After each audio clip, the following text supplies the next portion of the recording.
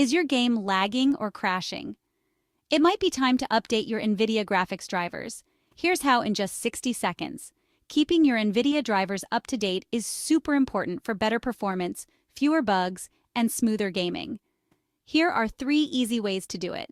First, try GeForce Experience. Search for it in your Windows bar. If you have it, open it.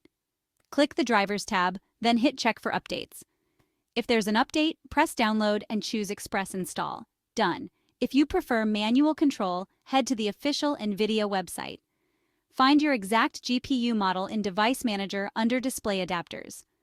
On NVIDIA's site, enter your details, download the latest driver, and run the installer. Follow the prompts. Easy.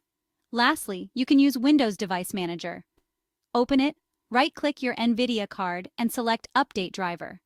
Choose Search automatically for drivers. That's it. Updating your drivers keeps your games running smoothly. Try it now and enjoy the update.